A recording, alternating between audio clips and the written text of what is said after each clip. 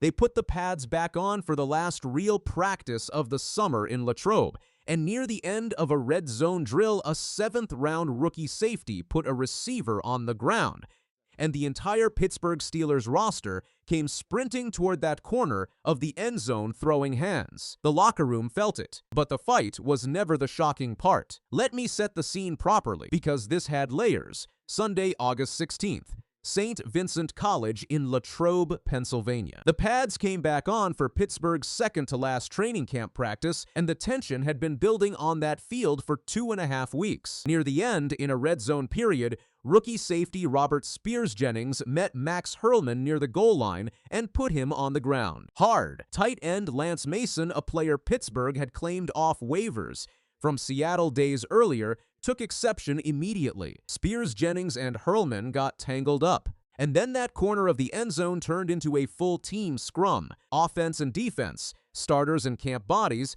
everybody sprinting toward the pile. Fox Sports reporter Ralph Vacchiano called it a huge brawl and noted the media on the sideline nearly got swallowed by it. By the time it burned out, tight end Jaheim Bell was throwing punches at starting safety Deshaun Elliott. Cam Hayward saw this coming. At the start of camp, somebody asked him on his podcast whether a no-tackling rule meant no fights this year. He gave a 2-word answer: stay tuned. Yeah, stay tuned indeed. The rule that got broken now, what separates this from a normal August dust-up, starts with the single biggest break Mike McCarthy has made from 19 years of Mike Tomlin. McCarthy banned tackling completely. No live tackling in team periods for his entire first training camp in Pittsburgh. The Steelers would thud up instead, meaning defenders wrap the ball carrier and stop, leaving him upright. Tackling circuits, controlled contact, and preseason games would supply the finishing work. He framed it as a risk assessment call, and he is not an outlier for making it. Baltimore has run camp that way for years, but these are the Steelers. Tomlin's Latrobe camps were built on iron sharpening iron, on the sound of pads echoing off the hills around Chuck Noll Field. Even Peyton Wilson admitted the adjustment, saying he loves to tackle, then adding, that's what preseason games are for. So follow the chain of events. McCarthy's one non-negotiable rule is that you do not put a teammate on the ground. A rookie put a teammate on the ground, and the roster's response was not to let the coaching staff sort it out. The response was to sprint 50 yards and swing. That is a fight caused by the head coach's rule breaking down in front of the entire team, and that is a different animal than 2 receivers jawing after a rep. If this were a one-time thing, nobody would blink. It wasn't the line between thud and tackle had been eroding in Latrobe for 2 straight weeks. Charlie Batch, watching these practices from the sideline, said on the snap count that it got a little chippy up here, and described players essentially going to the ground in drills, even with the no-tackling rule technically still in place. His read was that McCarthy had already started pulling guys back, spending real practice time on traffic control instead of teaching. Think about what that means for a first-year head coach. You install a rule in July. By the second week of August, a former Steelers quarterback is on a podcast describing you reeling your players in. Then on the final padded day, the rule collapses completely, and the whole roster empties into the end zone. There were smaller scuffles before this one. Reporters logged them. They just never pulled the full team in. Sunday did. The trend line is the story, not the highlight. If you want Steelers breakdowns like this all season, hit subscribe. Now, let me argue with my own headline for a minute. Camp fights are not proof of a broken locker room. They almost never are, and Pittsburgh has a museum of them. 2015, rookie Bud Dupree went at it with the offensive line. James Harrison had to physically hold him back, and Tomlin eventually just sent him to the showers. 2024, Ellendon Roberts took Justin Fields to the ground. On a read option, Mason McCormick shoved him from behind, and both sides emptied out. Minutes later, players were hugging on the field. 2025, Jonnu Smith and Juan Thornhill grabbed each other's face masks twice in one practice, and Smith explained afterward that camp is where you let that out so it never reaches Sunday. There's also a viral video circulating right now that fans have been passing off as this year's opening day brawl. It isn't.